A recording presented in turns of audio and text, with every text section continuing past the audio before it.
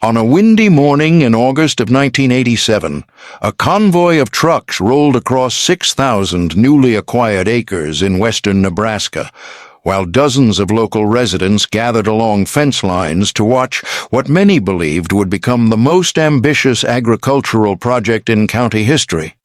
Farmers leaned against pickup trucks, local officials exchanged handshakes, and business owners talked excitedly about the opportunities they believed were finally coming to a region that had spent years waiting for good news. Among the spectators stood a 12-year-old girl named Emily Carter, but unlike most of the people gathered there that morning, she wasn't there to celebrate. She was there because she wanted one final chance to stop what was about to happen. Over the previous several months, Emily had tried to warn anyone willing to listen that the land wasn't behaving the way the reports claimed. Surveyors ignored her concerns, consultants dismissed her observations, and project managers assured her that teams of experts had already studied everything that needed to be studied. After all, what could a 12-year-old farm girl possibly know that professional planners did not? The answer, as it turned out, was something buried so deeply within the history of that land that almost nobody still remembered it existed. By the time the truth finally surfaced, the question was no longer whether Emily had been right. The question was whether the bank had discovered the problem too late to save itself. The story actually began several months earlier, during the summer of 1987, on a modest family farm outside the small community of Ash Hollow in western Nebraska, where 12-year-old Emily Carter spent most of her days helping her grandfather Walter maintain land that had belonged to their family for generations. The Carter farm wasn't large compared to many of the operations scattered across the region, but it was large enough to keep two hard-working people busy from sunrise until long after the evening heat began to fade. Emily's days rarely followed the routines most children her age might have preferred. While some spent their summers at swimming holes or riding bicycles through town, Emily often found herself repairing fence lines, helping move livestock, clearing brush, checking water troughs, or walking fields alongside her grandfather. She never complained about the work because somewhere along the way, those long days had become something more than chores. They had become an education. Walter Carter wasn't the kind of man who enjoyed giving lectures. In fact, he seemed to prefer questions over answers. Whenever Emily asked why one pasture stayed greener during dry weather or why cattle favored certain parts of the property, Walter rarely responded directly. Instead, he would encourage her to pay attention, to observe patterns, and to think through the problem herself before offering his own opinion. Over time, she learned that the land revealed far more than most people realized, provided someone was willing to slow down long enough to notice what it was saying. That habit of observation became second nature to her. She noticed which sections of fence needed repair before anyone else did. She noticed when weather patterns seemed slightly different from previous years. She noticed when livestock behaved strangely. Most importantly, she noticed things other people dismissed as unimportant, and although she didn't know it yet, that habit would eventually place her at the center of a problem that would cost a bank millions of dollars. One warm afternoon in early June, while she and Walter were repairing a stretch of fencing near the northern edge of the property, Emily looked up and noticed her grandfather staring toward a distant section of land beyond their farm. It wasn't unusual for Walter to stop and study the landscape because he had spent most of his life doing exactly that, but there was something different about the way he was looking at it that day. He wasn't studying it. He seemed to be remembering it. "What are you looking at?" Emily finally asked. Walter rested both hands on the fence post he had just secured and continued staring toward the horizon for several moments before answering. "Some places remember things longer than people do." Emily frowned. The answer made no sense to her. "What does that mean?" Walter glanced toward her, smiled faintly, and shook his head. "You'll figure it out someday." Then, just as quickly as the conversation had begun, he returned to work and changed the subject entirely. Emily considered asking again, but experience had taught her that Walter only talked about certain things when he was ready, and when he wasn't ready, no amount of questioning would make a difference. At the time, she assumed it was simply another one of his strange sayings. Looking back years later, she would realize it was probably the most important clue he ever gave her. The changes that eventually brought trouble to their county arrived so gradually that most people barely noticed them at first. Rumors began circulating through diners, coffee shops, church gatherings, and feed stores about a regional bank that had quietly accumulated thousands of acres through foreclosures and distressed sales. One property became several became dozens, and before long, the bank controlled more than 6,000 acres spread across the county. For a region that had endured difficult economic years, the news felt almost miraculous. People talked about jobs, investment, development, and growth. Newspaper articles praised the opportunity. Community leaders welcomed the attention. Business owners imagined busier months ahead. Even many local farmers who normally distrusted large financial institutions admitted that the project sounded promising. The bank's proposal was ambitious. Engineers would modernize irrigation systems, agricultural consultants would improve productivity, infrastructure would be upgraded, and vast sections of land would be transformed into a highly efficient operation designed to generate long-term economic benefits throughout the region. On paper, it looked exactly like the kind of project rural communities spent years hoping would arrive.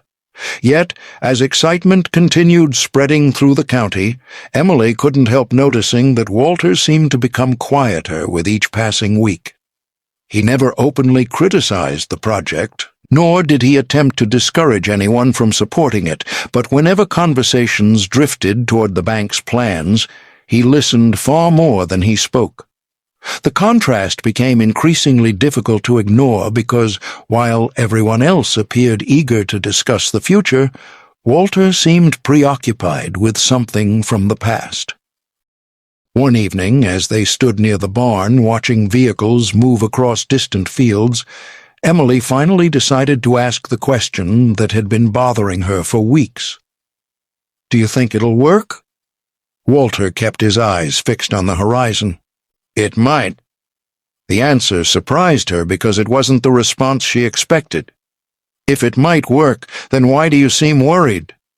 Walter remained silent for a moment before folding his arms across his chest. "Because sometimes the question isn't whether something can be done," he said quietly. "Sometimes the question is whether it should be done there." The answer stayed with Emily long after the conversation ended, and over the following weeks, she found herself thinking about it more often than she cared to admit. She couldn't explain why those words bothered her so much, but something about them felt important, as though they pointed toward a piece of information she hadn't discovered yet. What she didn't know was that the first clue was already waiting for her.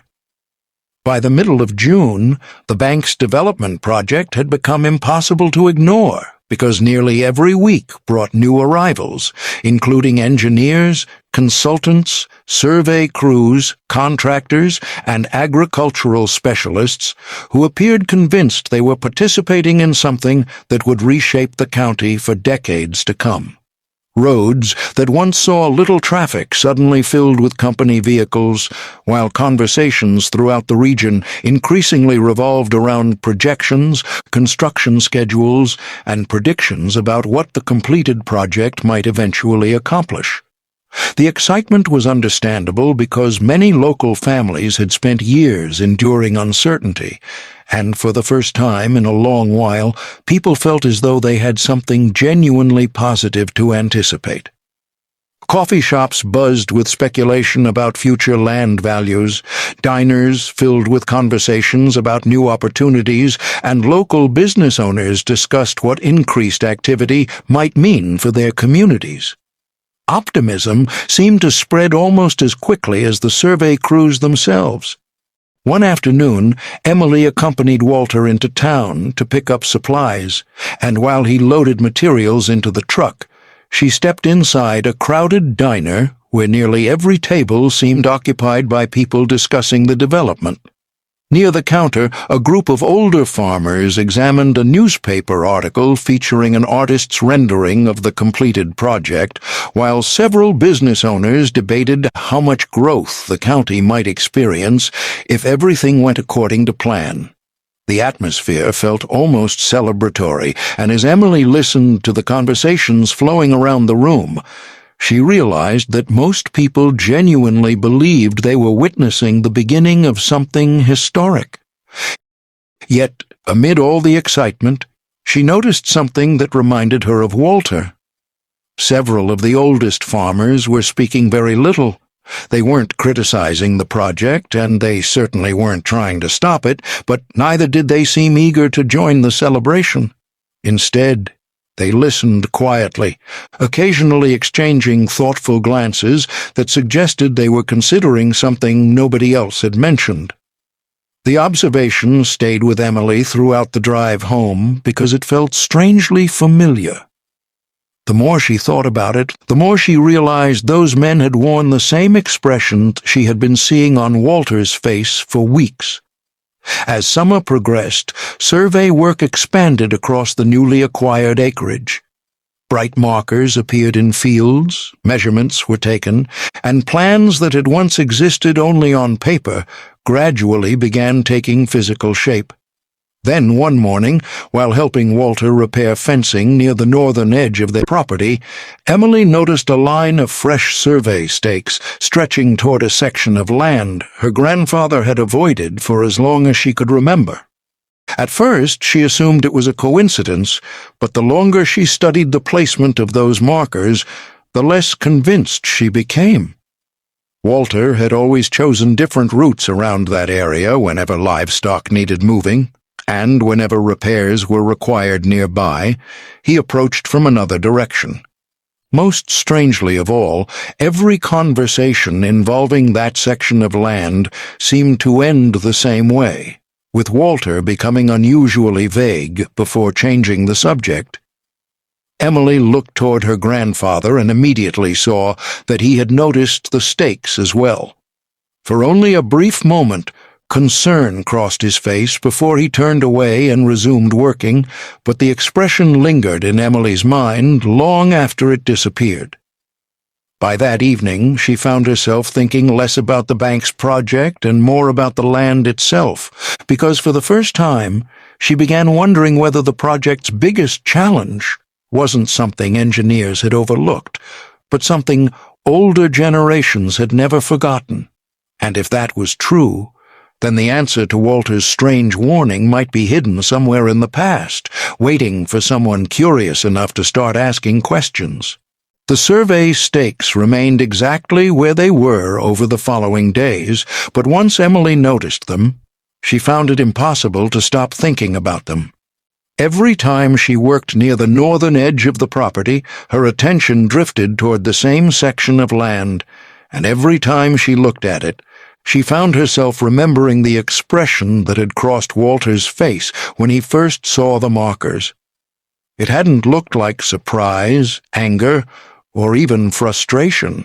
If anything, it had looked like the expression of someone watching an old story begin to repeat itself, and the more Emily thought about it, the more determined she became to understand what that story was. One evening, after finishing chores, she found Walter sitting on the porch watching the last traces of sunlight settle across the fields. The old man often spent a few quiet minutes there before supper, and because he seemed more relaxed at that time of day than at any other, Emily decided it was the perfect opportunity to ask the question that had been bothering her all week. She sat beside him and spent a moment watching the horizon before finally speaking. Why do you avoid that land?" Walter didn't answer immediately. Instead, he continued looking toward the fields as though he already knew exactly which section she meant. When he finally responded, he did so with a question of his own, asking what land she was talking about, but the attempt to avoid the subject lasted only a few seconds because Emily quickly made it clear that she wasn't interested in playing games. "The one near the survey stakes." A faint smile briefly appeared on Walter's face before disappearing again, and after several moments of silence, he finally let out a slow breath and admitted that he avoided the area because his father had done the same. The answer immediately frustrated Emily because it explained almost nothing, and when she pressed him further, asking why his father had avoided the land, Walter simply said that the old man believed it was better left alone. The response raised more questions than it answered. Emily wanted to know what had happened there, what made the land different, and why 3 generations of people would go out of their way to avoid a section of property they actually owned. But every question seemed to lead back to the same dead end. Walter explained that he had once asked his own father for an explanation and had received little more than the same vague warning, which meant that whatever reason originally existed had either never been fully explained or had gradually disappeared over time. That realization stayed with Emily long after the conversation ended, because until that moment, she had assumed Walter knew the full story and simply didn't want to tell it. Now she was beginning to suspect something far more interesting. Maybe Walter didn't know the entire story either. Over the next several days, the mystery continued growing in her mind. Whenever she passed the section of land in question, she found herself studying it more carefully than before. Yet nothing about it seemed unusual. The terrain appeared normal, the grass appeared normal, and even the livestock behaved no differently there than anywhere else on the property. Yet, despite all appearances, multiple generations of her family had treated the area differently, and Emily couldn't shake the feeling that people rarely maintain a habit for decades without a reason. The opportunity to search for that reason arrived unexpectedly one Saturday afternoon when a thunderstorm forced most outdoor work to stop. While Walter spent the day repairing equipment inside one of the barns, Emily wandered through an old storage shed that hadn't been properly organized in years.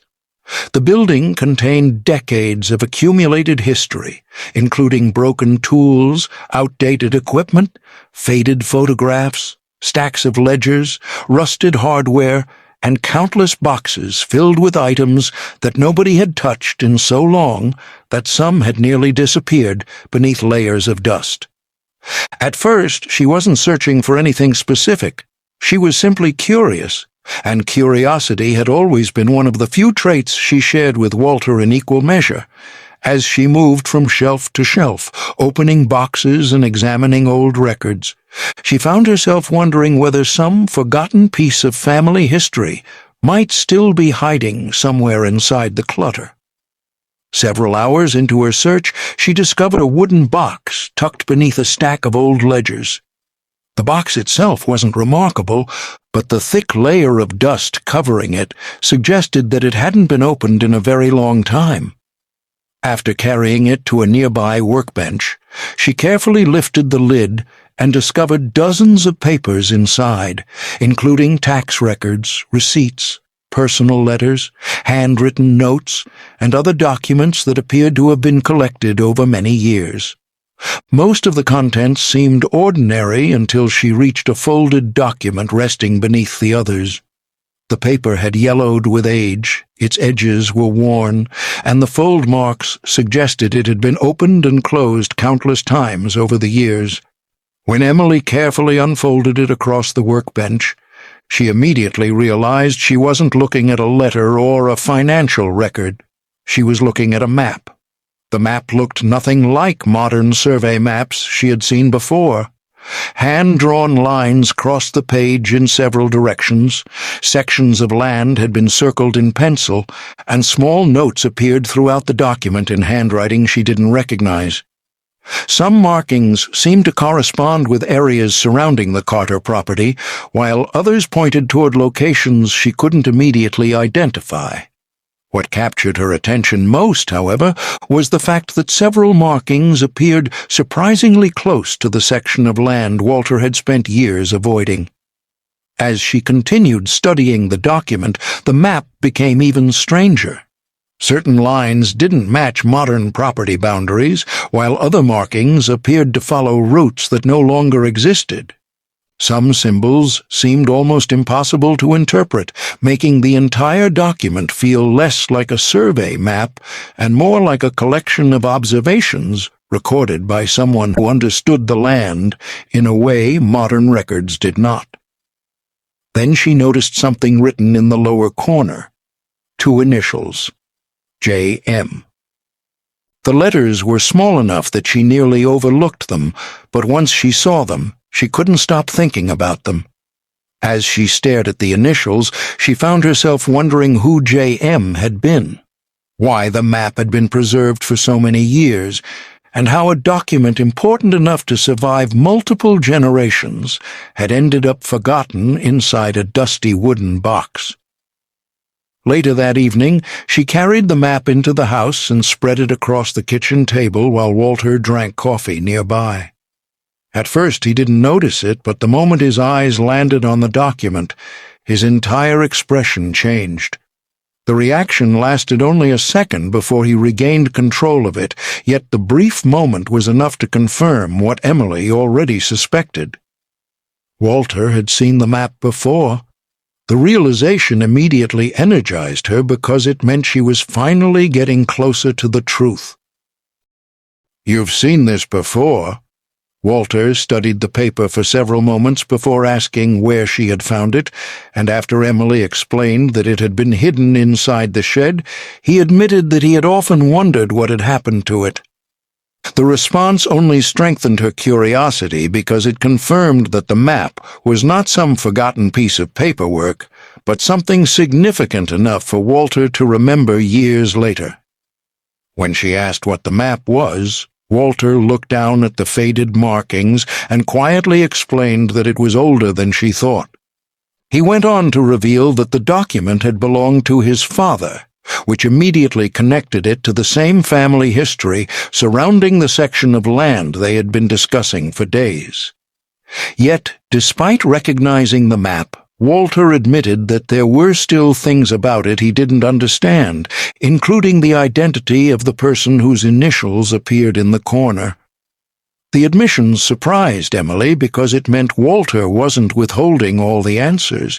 In fact, it suggested that some of the answers had been lost long before either of them came along. For the first time, she realized they weren't standing at the end of a mystery. They were standing at the beginning of one.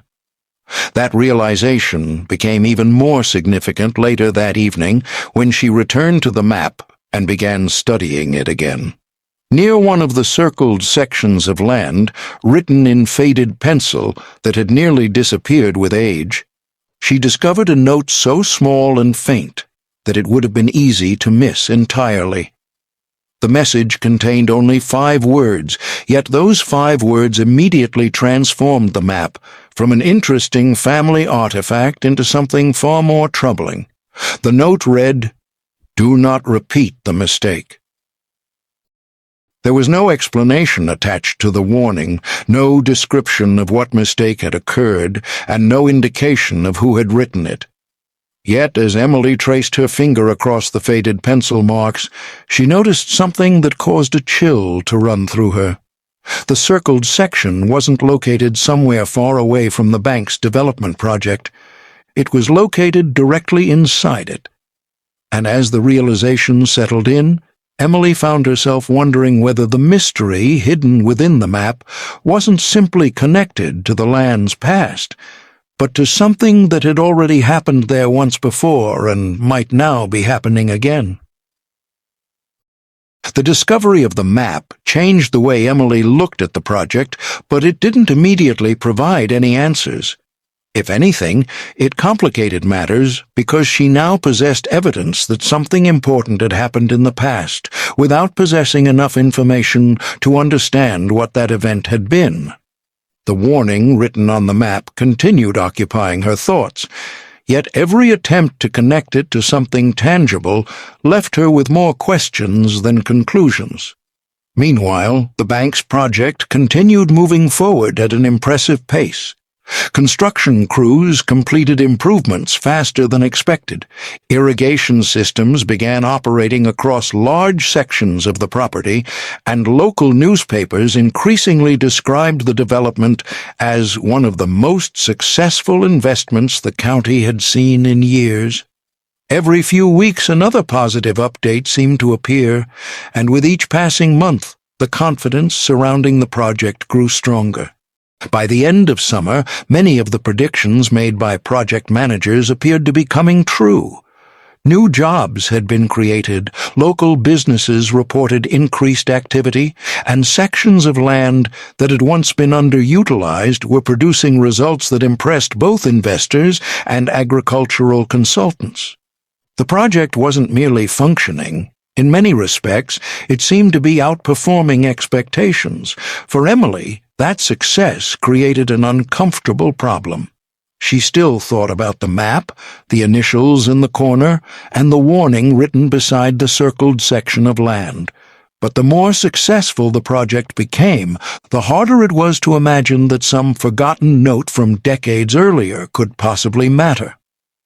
Every visible sign suggested the experts had been right, and she gradually found herself wondering whether she had allowed curiosity to transform an old family mystery into something much larger than it really was. Walter noticed the change before she ever mentioned it. One evening, while the two of them were repairing a gate damaged during a storm, he asked whether she had made any progress understanding the map. Emily admitted that she hadn't, and then surprised herself by confessing that she was beginning to think the warning might not mean anything at all. The project was working, people were benefiting from it, and nothing unusual seemed to be happening.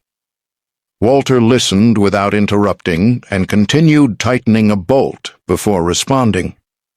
He didn't argue with her conclusion, nor did he insist that the map contained hidden wisdom.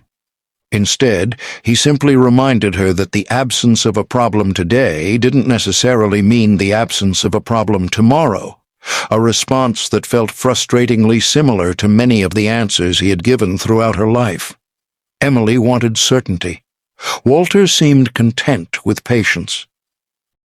As autumn approached, the project continued accumulating successes, and for the first time since discovering the map, Emily seriously considered the possibility that she had been wrong. The warning remained unexplained, but perhaps that was because it belonged to a situation that no longer existed. Land changed over time. Farming methods changed. Technology improved. Maybe whatever mistake had once occurred on that property had become irrelevant decades earlier. For several weeks, she thought less about the mystery and more about ordinary life. School resumed, chores continued, and the map spent more time folded away than spread across the kitchen table. Although she never completely abandoned the questions surrounding it, the urgency she had once felt slowly began fading. Then the rain came. The storm itself wasn't especially remarkable by Nebraska standards. Heavy rain moved through the region for several hours before continuing east, leaving behind saturated fields, muddy roads, and countless puddles scattered across the countryside. Most residents viewed it as nothing more than another seasonal weather event, and by the following afternoon, much of the county had already returned to normal routines. Emily would have done the same if she hadn't noticed something while helping Walter inspect sections of fencing near the northern edge of their property. As they crossed a rise overlooking part of the bank's development area, she saw a stretch of ground that appeared noticeably different from the surrounding land. At first, she assumed it was simply standing water left behind by the storm, but the longer she looked, the more familiar the shape seemed. The pattern wasn't random. It curved through the landscape in a way that reminded her of something she had seen before. Without saying a word, she hurried back to the house later that evening, retrieved the map, and spread it across the kitchen table. For several minutes, she compared the faded markings to what she had seen that afternoon, and as she traced one of the hand-drawn lines with her finger, a feeling of unease slowly settled over her. The shape on the map matched the shape she had seen after the storm. Not perfectly, not completely, but closely enough that it couldn't be ignored. For the first time in months, the warning no longer felt like a forgotten piece of history. It felt current. And as Emily stared at the faded markings, she found herself wondering whether the rain had revealed something the land had been hiding all along, something that generations before her had once understood, and something the bank's experts might never have thought to look for. The discovery after the storm stayed with Emily for days, because no matter how many times she tried to dismiss it as a coincidence, the image kept returning to her mind. The shape she had seen on the land and the shape marked on the old map were not identical, but they were similar enough to make her uncomfortable, especially when she remembered that the faded warning had been written directly beside that same area.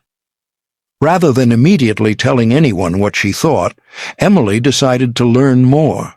If the map truly meant something, then somewhere there had to be evidence connecting its markings to real events. The challenge was figuring out where to look. She started with Walter. One evening after supper, she placed the map on the kitchen table and pointed to the faded note beside the circled section of land. Walter studied it quietly before admitting that although the map had belonged to his father, very little had ever been explained to him. He remembered hearing older farmers discuss certain areas of the county differently than others, but most of those conversations had taken place when he was young, and many of the people involved had been gone for years. That answer wasn't especially satisfying, but it gave Emily something important. It confirmed that the map wasn't connected only to her family. Other people had known about whatever it was referring to. Over the following weeks, she began paying closer attention whenever older residents gathered in town. While picking up supplies with Walter, she listened to conversations inside diners, feed stores, and grain elevators, hoping someone might unknowingly mention something familiar. Most of what she heard seemed unrelated, but occasionally a name, location, or story would sound vaguely connected to the mystery she was trying to understand. One afternoon, while waiting for Walter to finish a conversation outside a feed store, Emily overheard two retired farmers discussing a piece of land that had once given people trouble decades earlier. The conversation was brief and lacked details, but one comment immediately caught her attention because one of the men mentioned that younger generations had forgotten lessons older farmers considered common knowledge. The statement lingered in her mind long after they left. That evening, she unfolded the map again and began studying it more carefully than ever before. As she compared the markings to modern property boundaries, she noticed something she hadn't paid much attention to previously. Several of the hand-drawn lines seemed less concerned with ownership than with movement. They curved across fields, crossed property lines, and followed routes that made little sense if they represented roads or fences. The observation didn't provide an answer, but it changed the way she looked at the document. For the first time, she began wondering whether the map wasn't showing where people lived. Maybe it was showing how the land behaved. The possibility became even more interesting after another trip into town a few days later. While Walter handled business at the hardware store, Emily wandered through a small room attached to the county building where old records and newspaper archives were stored. She wasn't expecting to find anything important, but curiosity pushed her to keep looking. Most of the records seemed unrelated to her search until she came across several aging newspaper clippings discussing an agricultural project that had taken place decades earlier. The articles were incomplete and lacked many details, but one fact stood out immediately. The project had involved land surprisingly close to the area now being developed by the bank. Emily spent the next hour reading every article she could find and gradually discovered that the project hadn't ended in disaster or even failed completely. However, it had experienced enough unexpected problems that local farmers continued discussing it years afterward because certain sections of land had behaved differently than expected.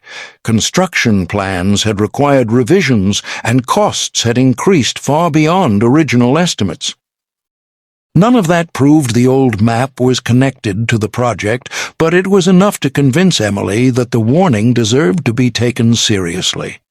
As autumn progressed, she continued collecting small pieces of information whenever opportunities appeared, and although most clues seemed insignificant on their own, they slowly began forming a larger picture that included the map, the warning, the forgotten project, the conversations among older farmers, and the unusual pattern revealed by the storm. None of those pieces provided a complete explanation, yet all of them appeared to point in the same direction. What Emily didn't realize was that events on the bank's property were beginning to move in that direction as well. The first reports were minor enough that most people ignored them, because a few workers noticed unusual drainage in one section of the development area after heavy rain, while maintenance crews encountered small issues that engineers classified as routine complications. Nobody considered the problems serious because large projects encountered minor setbacks all the time, and with the project remaining profitable, investors staying confident, and construction continuing on schedule, everything still appeared successful from the outside. Yet, beneath that success, small signs were beginning to emerge, and although each one seemed insignificant when viewed alone, together they suggested something that few people were willing to consider. The land was starting to behave exactly the way the map seemed to predict, and while Emily still didn't know what that ultimately meant, she was becoming increasingly certain that whatever mistake had inspired the warning decades earlier had never truly disappeared. Somewhere inside the county's forgotten history, the explanation was still waiting to be found. By late autumn, Emily had accumulated enough clues to convince herself that the map, the warning, and the bank's project were connected, but she still lacked the one thing she needed most. She had evidence that something important had happened in the past, yet she still didn't know exactly what that event had been, or why so many people seemed to have forgotten it. The answer finally arrived from a source she hadn't expected. One afternoon, while accompanying Walter into town, she overheard an older farmer mention a man named Joseph Mercer during a conversation about local history. The name immediately caught her attention because the initials matched the letters written in the corner of the map, and before the day was over, she had learned enough to realize that Joseph Mercer had once been one of the most respected farmers in the county. Mercer wasn't remembered because he had owned the most land or earned the most money. He was remembered because he paid attention. Long before satellite imagery, computerized records, or modern agricultural planning became common, he had spent decades documenting how different parts of the county responded to weather, drought, flooding, and seasonal changes. People often sought his advice because he seemed to understand things about the land that others overlooked. The discovery immediately explained why the map existed, but it also raised a larger question. If Joseph Mercer had taken the time to record all of those observations, what exactly had he been trying to warn people about? Determined to find out, Emily returned to the county archives and searched for every reference she could find. Most of the records were incomplete, but when combined with old newspaper articles, agricultural reports, and conversations with retired farmers, a clearer picture slowly began to emerge. Decades earlier, a large development project had been proposed in roughly the same area now being transformed by the bank. The scale had been smaller and the technology far less advanced, but the goal had been remarkably similar. Investors wanted to increase productivity, improve infrastructure, and reshape the land to make it more profitable. At first, the project appeared successful. Construction moved forward, improvements were completed, investors were pleased. Then unexpected problems began appearing. Certain sections of land repeatedly collected water despite efforts to redirect it. Areas that looked stable during dry conditions behaved differently after heavy rainfall. Drainage systems required constant adjustments, and costs steadily increased as engineers struggled to solve problems they hadn't anticipated. The project never collapsed, but it became far more expensive and complicated than anyone had expected. And as additional problems emerged, many of the planned changes were eventually abandoned. Over time, the story faded from public memory, with most people forgetting it entirely, while a small number of older residents continued to remember what had happened. Joseph Mercer was one of those people, and unlike most of his contemporaries, he had taken the time to document what he observed. The realization sent a chill through Emily because she finally understood that the warning on the map wasn't referring to a single event. It was referring to a decision. Years earlier, someone had attempted to force the land into behaving a certain way without fully understanding how it naturally worked, and Joseph Mercer had spent years recording the consequences of that decision. As Emily continued studying his notes, another pattern began emerging because the strange lines on the map were not property boundaries, roads, or fences. They represented natural pathways through which water moved beneath and across the landscape under specific conditions. Most of the time, those pathways remained invisible, which explained why modern surveys had overlooked them.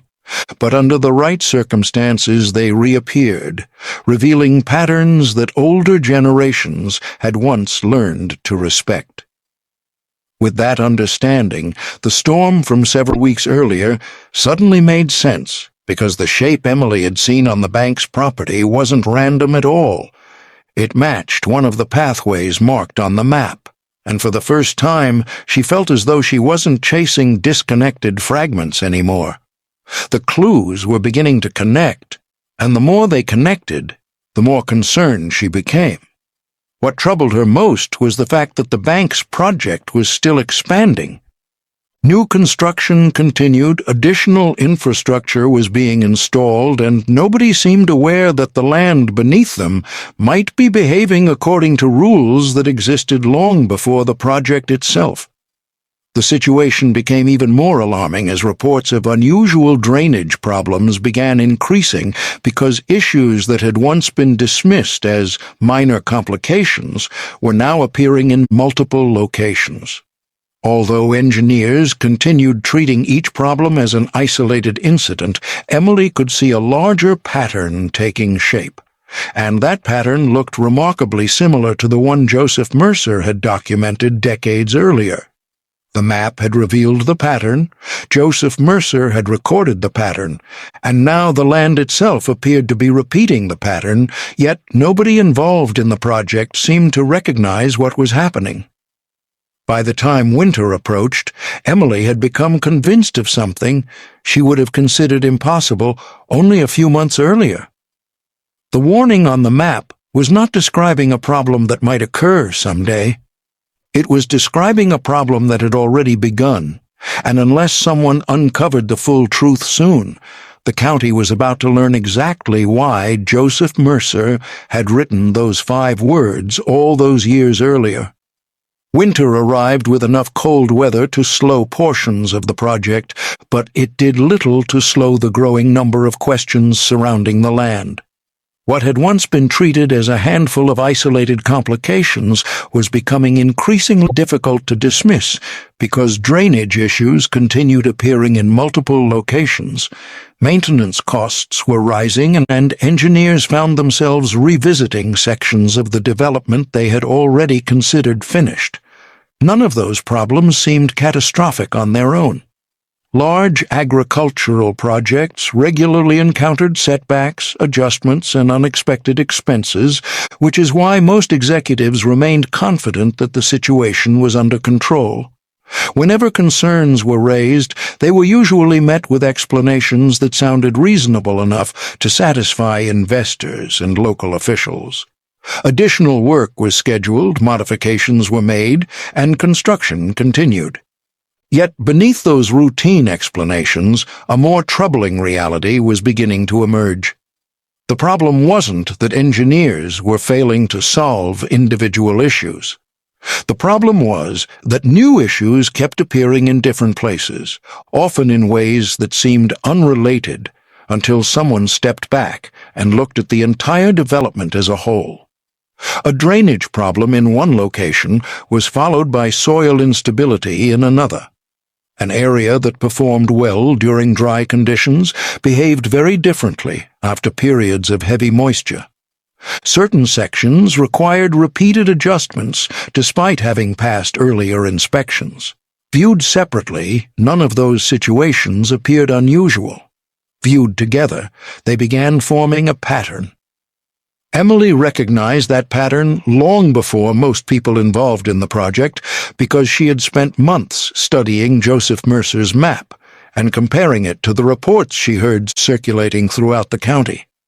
Every new issue seemed to appear near one of the pathways marked decades earlier, and although she still lacked enough evidence to prove her theory, the similarities were becoming impossible for her to ignore. The turning point arrived during a meeting attended by several project managers, engineers, and local officials.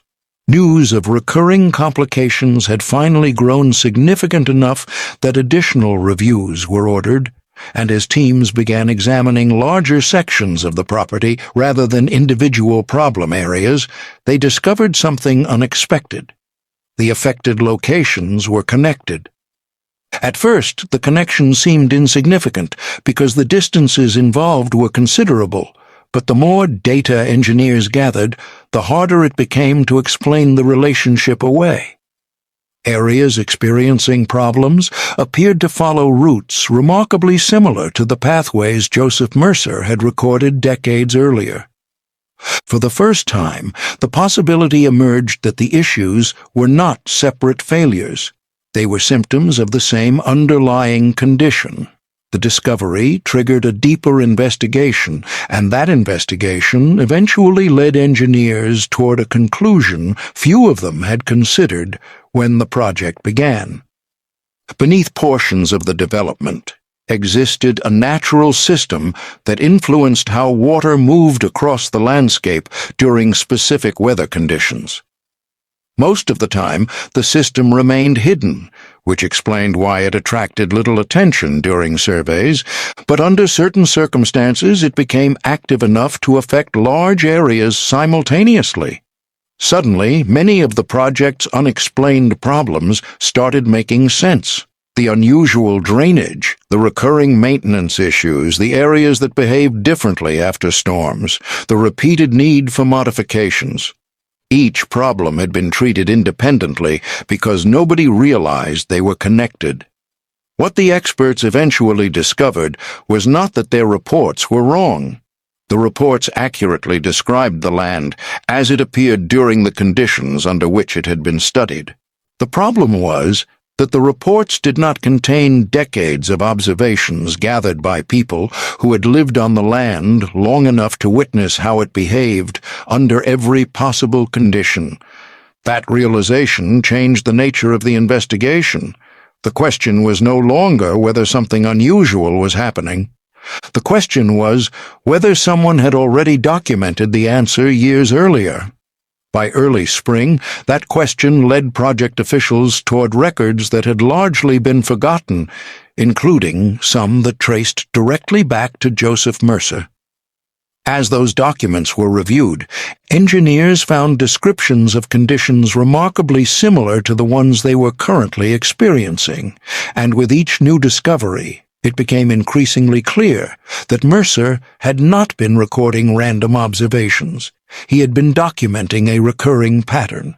More importantly, he had been documenting it long before modern development plans ever existed. For Emily, the discovery brought mixed emotions. Part of her felt relieved because the evidence finally confirmed that she hadn't imagined the connection. Another part felt uneasy because the confirmation arrived much later than she had hoped. The project had continued expanding while the warning went unnoticed, and although nobody yet knew the full financial consequences, it was becoming obvious that correcting the problem would require far more time and money than preventing it would have. The situation became even more significant when project officials learned that Joseph Mercer was not the only person who had recorded concerns about the area. As additional documents surfaced, a surprising number of references began pointing toward observations made by older farmers throughout the county, many of whom had adapted their practices specifically because they understood how the land behaved. That discovery forced engineers to confront an uncomfortable possibility. The information they needed may have existed all along, not inside modern reports or technical studies, but inside notebooks, records, and observations that had gradually disappeared as older generations passed away. For the first time since the project began, people stopped asking how the problems had appeared and started asking why the warnings had been forgotten. The answer to that question would eventually lead them back to a farm near Ash Hollow, a wooden box hidden inside an old shed, and a family that had spent generations preserving pieces of a story nobody realized they would one day need. By the time spring arrived, the mood surrounding the project had changed dramatically from the optimism that had filled the county only a year earlier. The development was still operating, and nobody was suggesting that it would completely fail, but the confidence that once surrounded it had been replaced by a growing determination to understand how so many warning signs had been missed. The deeper engineers and project managers dug into the problem, the more frequently they encountered references leading back to the same names, the same observations, and the same forgotten records. Joseph Mercer's notes appeared repeatedly, but so did references to local farmers who had spent decades adapting their practices to the land, rather than trying to force the land to adapt to them. What had initially seemed like scattered pieces of local folklore now looked remarkably similar to a body of knowledge that had been built through generations of observation. Eventually, that search for answers led project officials to the Carter farm. When the first representatives arrived, Emily couldn't help noticing how different the situation felt from the early days of the project. Months earlier, warnings had been politely dismissed because they came from people without reports, credentials, or technical studies. Now, those same people were being asked questions because they possessed something increasingly valuable: context. The visitors spent hours reviewing maps, notes, and records that had survived inside the Carter family's collection. Some documents came directly from Walter's father, while others contained references to observations passed down through previous generations. Individually, none of the records seemed especially remarkable, but together they provided something modern investigations had struggled to find: history. For the first time, engineers were able to compare current conditions with observations recorded decades earlier, and the similarities were impossible to ignore. Locations experiencing problems matched areas that had attracted attention in the past, while patterns emerging across the project mirrored patterns older residents had quietly discussed for years. The discovery didn't magically solve every problem facing the development, but it provided something almost as important: direction. Instead of reacting to issues one at a time, project officials finally understood the larger system influencing the land, allowing them to redesign portions of the project, modify infrastructure plans, and avoid repeating mistakes that had already proven costly. The changes required significant investment, and by the time the work was completed, the bank had spent millions more than originally expected. Yet those expenses would likely have been far greater if the underlying cause had remained undiscovered for several more years.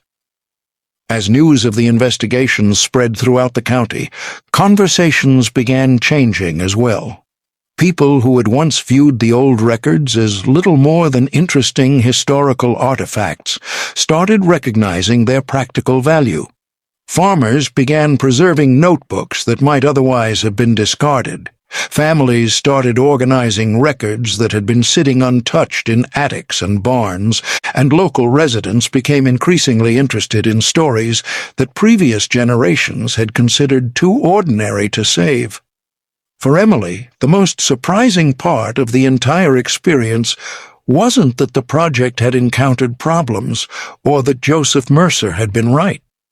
It was discovering how easily important knowledge can disappear when nobody believes it will ever be needed again. The warnings had never truly been hidden, the map wasn't buried underground, and the observations weren't locked away in some secret archive. Most of the information had been sitting quietly inside notebooks, family records, old conversations, and fading memories, gradually disappearing as the people who understood it grew older and fewer people thought to ask what they knew. What nearly disappeared wasn't the knowledge itself, but the connection between generations that allowed that knowledge to survive.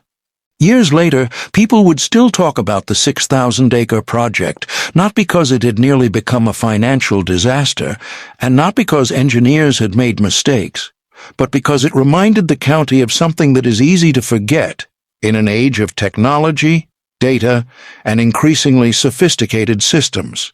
Experience still matters, observation still matters, and sometimes the most valuable information available is the information nobody thinks to ask for.